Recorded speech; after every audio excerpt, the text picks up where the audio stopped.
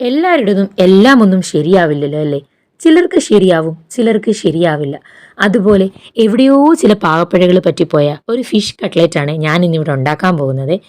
കഴുകി വൃത്തിയാക്കിയ മീനിലേക്ക് കുരുമുളക് പൊടിയും ഉപ്പും വെള്ളവും ചേർത്ത് വേവിക്കാൻ വെച്ചിട്ടുണ്ട്. ചെറുതാക്കി അരിഞ്ഞ പച്ചമുളകും വെളുത്തുള്ളിയും കറിവേപ്പിലയും ഇഞ്ചിയും സബോളയും ഒക്കെ കൂടി എണ്ണയ്ക്കകത്തിട്ട് ഒന്ന് വഴറ്റിയെടുക്കാവേ. ജസ്റ്റ് ഒന്ന് സോഫ്റ്റ് ആയാൽ മതി, ഒരുപാടങ്ങ് വഴഞ്ഞു പോകണ്ട. ഈ സമയത്ത് നമുക്ക് 2 ഉരുളക്കിഴങ്ങ് കൂടി പുഴുങ്ങിയെടുക്കാം. അതിനകത്തോട്ട് കുറച്ച് ഉപ്പും.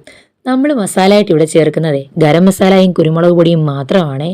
പിന്നെ ഇതിനകത്തേക്ക് മുള്ള് കളഞ്ഞ് ചെറുതാക്കി പിച്ചു വെച്ച മീനും കൂടെ ചേർക്കാം.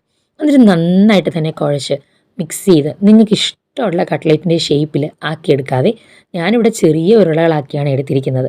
നമുക്ക് കുറച്ച് ബ്രെഡ് ക്രംസിൻ്റെ ആവശ്യവും കൂടിയുണ്ട്.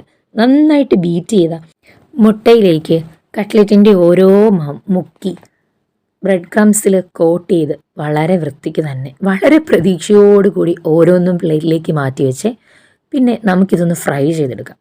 ഇതുവരെ ശരിയല്ലേ കിട്ടുണ്ണി ചേട്ടാ? ഇതുവരെയുള്ളതെല്ലാം ശരിയാണ്, വളരെ ശരിയാണ്. പക്ഷേ പിന്നീട് അങ്ങോട്ട് പണി പാളി. ഇതാണിപ്പോൾ എൻ്റെ കട്ട്ലറ്റിൻ്റെ അവസ്ഥ. പെട്ടെന്ന് തന്നെ പുറം വശം കരിഞ്ഞു പോയിട്ടുണ്ട്. പക്ഷേ അകം നല്ല സോഫ്റ്റ് ആയിരുന്നു കേട്ടോ. പിന്നെ ടേസ്റ്റിൽ കോംപ്രമൈസ് ഇല്ല, നല്ല ടേസ്റ്റ് ഉണ്ട്. കരിഞ്ഞു പോയതൊഴിച്ചാൽ